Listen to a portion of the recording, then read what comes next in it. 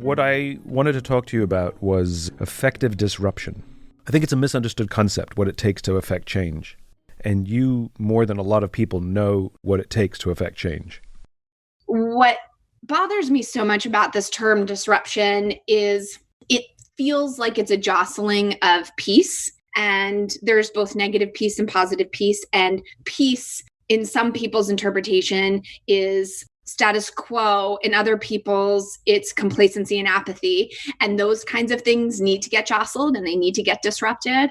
But the term disruption has always bothered me. I like to think of myself more as a pot stirrer. This is what you're so good at. It's the thing that of all the things that I'm a fan of about you, my favorite thing is your ability to hold a mirror up.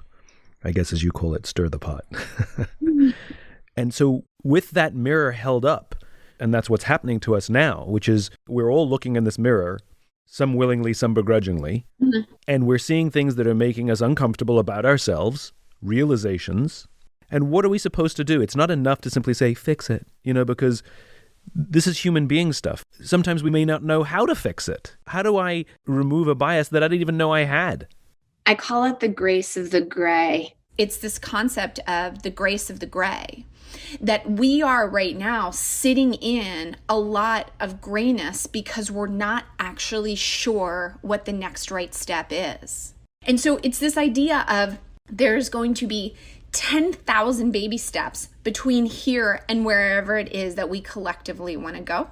And so one of the things that I invite us all to do is, instead of trying to figure out the book, the podcast, the webinar, the Zoom, yes to all of those things, is to recognize that one, we all, particularly the privileged class, have, it's not 400 years. People keep saying 400 years.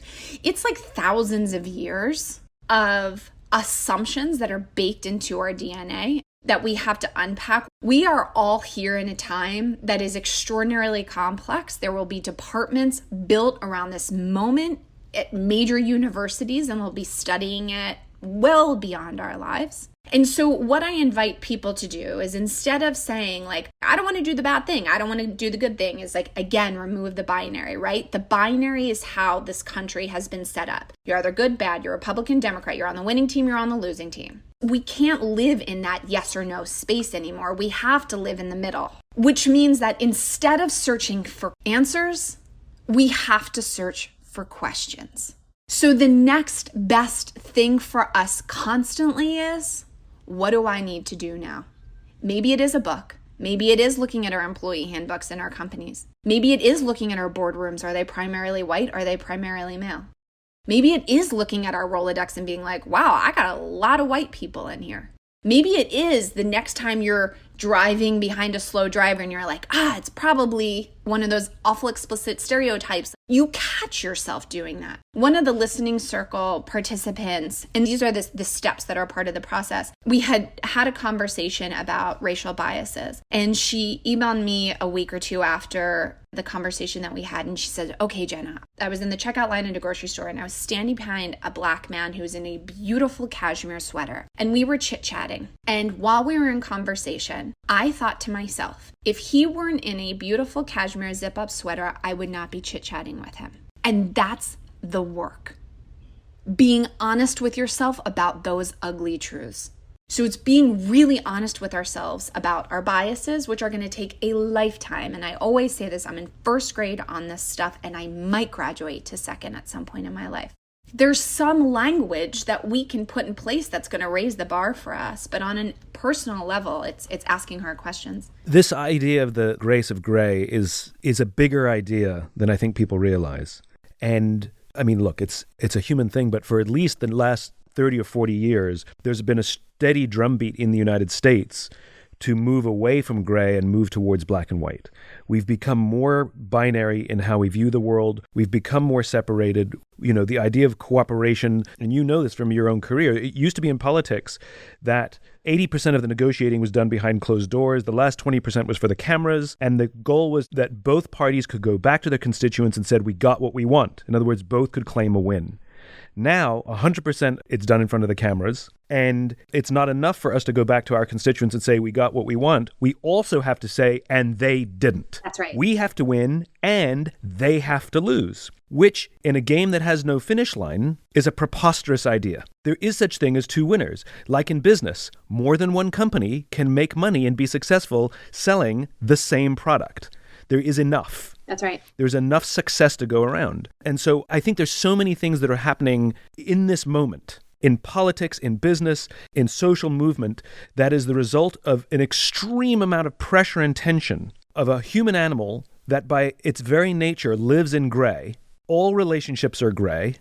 All interactions amongst humans are shades of gray. And we now, in this modern day, both good and bad, not to be binary about it, want to put everything in a bucket. That's right. Right, wrong, good, bad, yes, no. Winning, losing. Winning, losing. And if I'm right, then you have to be wrong. And this idea of gray, and I love this idea of gray requires asking questions as opposed to having answers.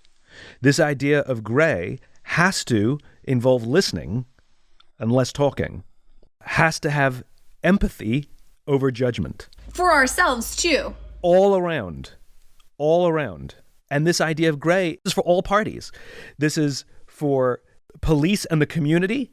There's a lot of gray in all of these. It's for black and brown and white. There's a lot of gray in all of this color. And the binary flare-ups, if we want to call it that, is very important to get the mirror up, to stir the pot, to start the conversations. But then the gray must be allowed to exist. In perpetuity. In perpetuity. And to your point, at best we're in first grade. Most of us are still playing with blocks.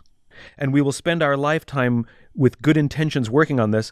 And if we're really lucky, to your point, by the end of our lives, we might, as a nation and as individuals, get to second grade. And the point is this is not a race to be won. This is a movement or a cause to be advanced. We are moving ever and ever closer to an ideal that we imagine, knowing full well we'll never get there. Martin Luther King's dream will never be realized. But we will die trying to get there. That is the point. The point is that we can look backwards and say, we have moved. We have made progress and there is still work to be done. You know this in marriage. Marriage has gray and is never perfect, but it is a striving. And that's what gray is, striving. That's right. One of the things that binary has come out of, and I want to make sure that this isn't a permission slip. I'm not pardoning us and our behavior and our ignorances, which people have been asking for centuries for us to pay attention to. But one of the causes of them are our textbooks and the narrative about our country. We've been told for centuries that the people who founded our country were 7-foot tall white men who always knew what to do. They always made the good decisions. And so far, for the most part, we've been victorious enough that the victors got to tell their stories. And so if you look in our textbooks, the victorious have told their stories in ways that make their very difficult decision-making right all the time. And so when we're suddenly in a place of insecurity and I don't know-ness, when we're suddenly being pushed back into a gray, there's this belief in this narrative that we've been told that you're supposed to know the answer to this. And if you don't, find the person who does and a little bit follow them blindly. This is very interesting to me. This binariness, how it shows up in leadership in terms of pretending that you know all the answers even when you don't. Because if I don't know the answers, then I must not be a leader, right? And or someone's going to figure me out. Or that someone's going to figure me out. And there's great irony in this because the best leaders are the ones that are extremely comfortable in the gray. The best leaders are the ones who are able to say, I don't know, trying to figure it out. Here's what I think. Here's what I hope. But I don't know. And one of the things I learned from Dr. James Carse, who wrote Finite and Infinite Games, is that a finite mindset, when you see the world in black and white, right and wrong, win and lose, the finite mindset hates surprises. Uncertainty scares them completely, which is why they try to exert control, and which is why time frames become very short, because we can exert control over short time frames, we can't exert control over long time frames. And an infinite mindset is the total opposite. Infinite mindset sees surprises as an exciting thing and sees opportunity in uncertainty. And whereas the finite mindset, one of the reasons they fear newness and uncertainty is because the finite mindset, think of it like a baseball game or a combat, where they practice and practice and practice and rehearse and rehearse and rehearse, or it could be the same thing for a play, right? They rehearse and rehearse and rehearse so that there are no surprises. And they talk about muscle memory. Yeah, you just rely on your muscle memory. There's no thinking. They all say that. There's no thinking, right? The infinite mindset, the thinking begins at the moment of surprise. The infinite mindset, the creativity begins at the moment that we don't know what we're doing. And that is embraced as a magical moment rather than fear. That's right.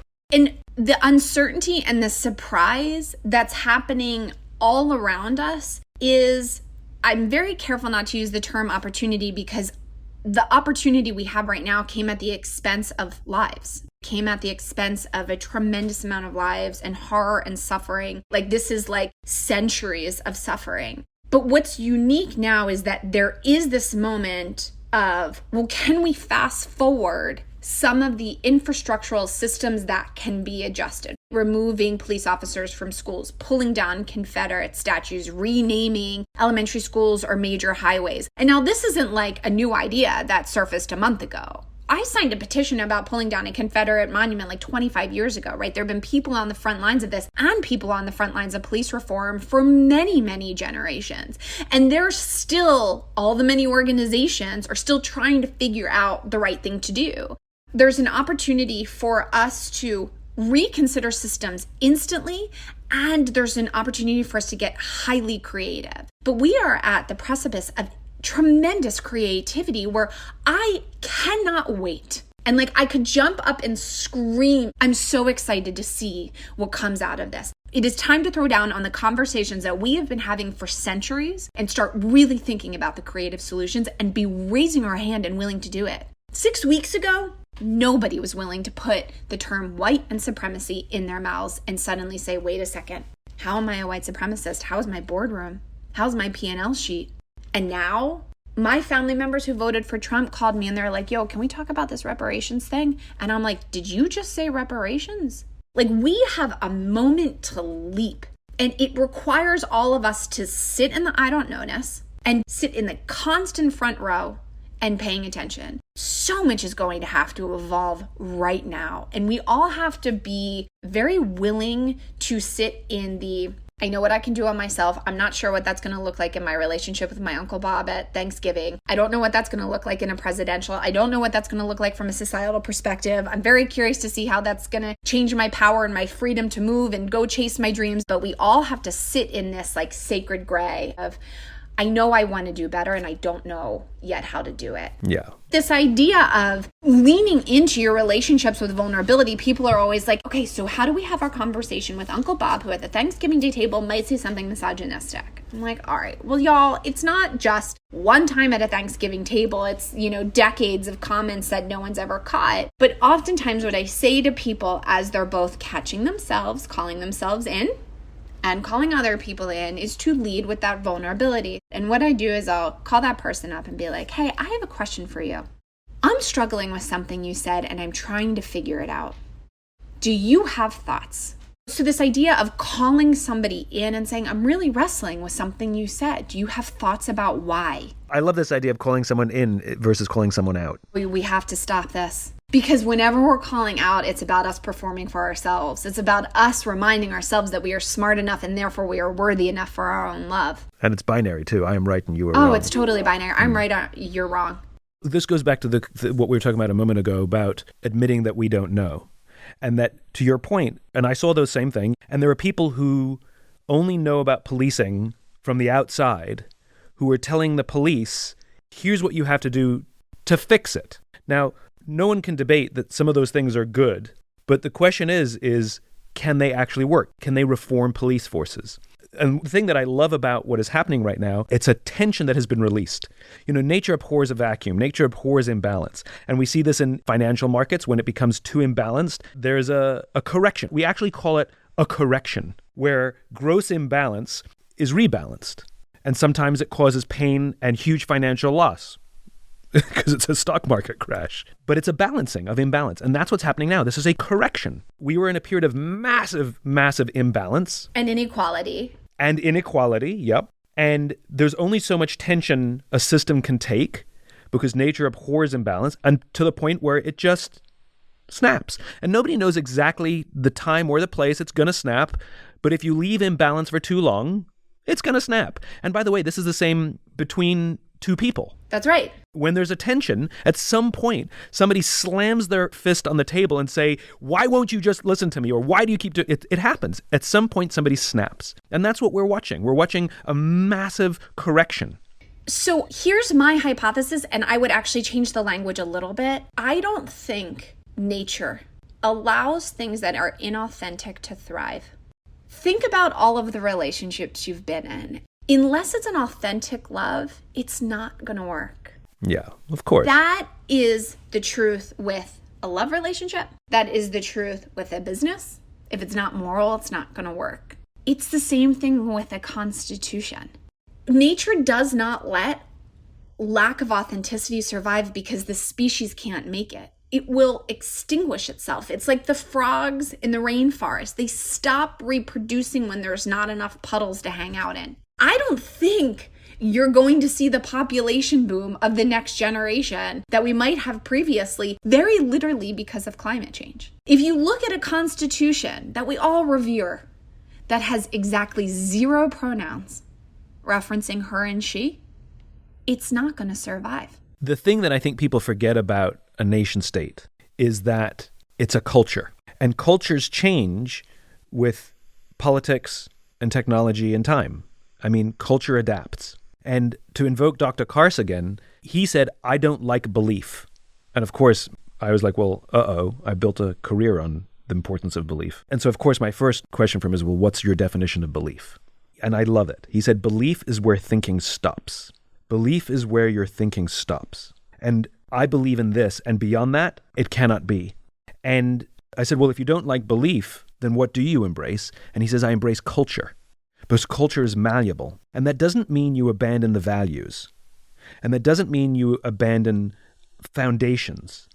But it does mean that you can change it to keep it more relevant and let it grow. And survive. And survive. And America now is still America from 1776 or 1781, if we want to talk about the Constitution. It's still the same nation.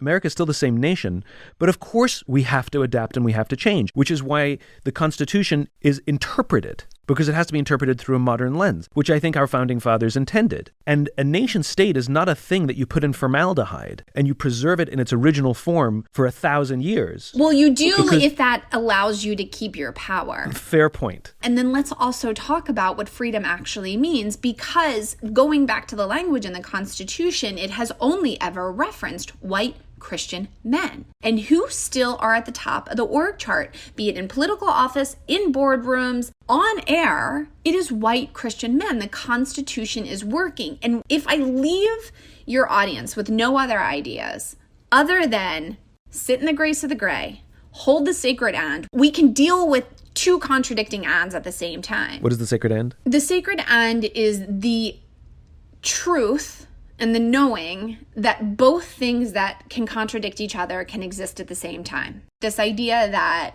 I want to be a good mom, but I also snap if I have to ask my kids to brush their teeth after 4 times. This idea that I want to be well-intended, but I might also cause harm. The idea that, oh my gosh, I am now realizing I've been driving by that Confederate statue for many, many decades, and I never realized what it represented. This idea that you can be a white person that has given up all of your resource, and just because of your race and the way that it has been constructed with and without language in this country, you can still cause harm. It's part of the gray. It's part of this idea that like you have to hold the sacred and you can have loving parents that you trust so much, but not want to talk to them about sex. So the sacred and is the acceptance that paradox or opposing points of view or thoughts can exist simultaneously, and that's okay. And we don't have to sometimes choose, right? Right. So this idea that like parents have to check every single box, or that partners have to check every single box, or friends have to check every single box. My mom gave herself the permission as a mom. She said, you know, Jenna, I knew I could only raise you 57% of the way. I had to let the world do the rest. It's the same thing here, right? Like the roles that we play. My favorite sacred and and I talk about the paradox of being human, and I now know what this is it's a sacred end. The paradox of being human is every single moment of every single day, we are both individuals and members of groups. Yep. Every day. Families, churches, schools, communities, whatever it is, and we're individuals. And every single day, we're confronted with sometimes small, sometimes big decisions. Do I prioritize myself at the expense of the group, or do I prioritize the group at the expense of myself? And there's an entire school of thought that says you always put yourself first because until you're taken care of, you can't take care of the group. And there's another entire school of thought that says, no, you have to take care of the group first, because if you don't take care of the group, there'll be no one there to take care of you. And you're both right and you're both wrong. It's a paradox. Yes. And I would say, though, to the latter, that every religion, every poet, every philosopher, and Simon's last book, whenever that is in 40 years from now, is going to say the latter, not the former. If you're asking me now what that balance is, and by the way, this is the same reason that I disagree with Maslow's hierarchy of needs, right, which is too often invoked, right? The mistake that Maslow made, he put the number one thing that we all need is food and shelter. And then number 3 was community and relationships. Third rung up.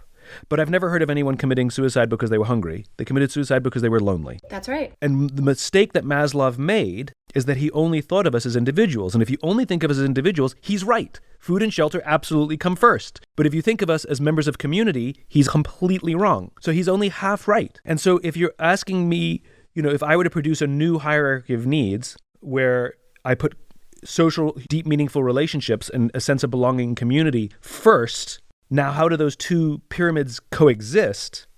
I'm not satisfied to say that one is right and one is wrong. It is not binary. It is gray, it is uncomfortable. However, I do believe, because there's no such thing as equal, because sometimes you make decisions where one thing has to be sacrificed, that there has to be bias. And that bias has to tilt towards community. Because when push comes to shove, as social animals, as human beings, we are recognized and want to be remembered for the contribution we had in the lives of others. That's right. No one wants on their tombstone what they did for themselves. That's right. We want on our tombstones what we did for others. That's right. We talk about legacy. Legacy is a contribution to others. And so we all inherently have a sense that there is a bias towards community, towards somehow sacrificing our individual interests for the good of others, even if it's our children, that there's a passing on. And so I think we inherently know it. Practicing it is an entirely different story. Or practicing it in a country that's prioritized binary. We talk about bias, a country that has overemphasized rugged individualism. That's right. Square footage, likes, cars. Which is all about me. And all the bonuses in our companies are given to you and your performance, even though none of us did well by ourselves. That's right. It took our bosses, it took our colleagues, it took our friends, it took support, it took sometimes our families. It took a village to help us be successful so that we could hit our numbers to get our bonus at the end of the year. And yet we're celebrated as, you're wonderful. Look how good you are. That's right. Would you please tell us the things you want everybody to remember and to learn? Okay. We're in really hard times. We're in miraculous times. Stick with it. Stay in the front seat. Raise your hand. Don't beat yourself up. Question yourself harder. Live in the gray. Hold the sacred end. I'll see you on the other side. Here's what I've learned from talking to you. The thing that I'm taking away from this is I love this idea of figuring out the questions to ask and being comfortable not knowing the answer and not even knowing how to find the answer. And that the only way to find answers to extremely difficult questions is to tell others what our questions are, tell others that we don't know the answers to our own questions, and tell others that we need help to find those answers. And that's called the journey. That is what it means to be human. That's what it means to build great companies, what it means to build great organizations, what it means to build great nations. And our leaders are to model behavior. Because the rest of us will follow our leaders. That's what we do. We model the behavior of our leaders. American men stopped wearing hats because John F. Kennedy was elected and he didn't wear a hat. And that's it. We just stopped wearing hats. We follow our leaders. It's not political. And until our leaders get really good at saying, here are the questions, I don't know the answer, and I need help to find that answer, then the rest of us will get better at it. And anyone can be that leader. It does not require the people in positions of authority to do that. It requires any of us to do that amongst our friends, and we will lead our friends to do the same. Because if we are comfortable ourselves to express that level of uncertainty and vulnerability, our friends will follow. Yeah. And it's a real gift that you'd be giving to yourself and to other people to role model the I don't know-ness. It invites other people to also not know. The I don't know-ness. That's what this is about. This is about the I don't know-ness. And that the I don't know-ness, the gray, is good. If I can be binary about the gray. Yeah, exactly. The gray is good. Way to wrap it up, Sai. All right. You're wonderful. Thank you so much for this. I love you. I love you too.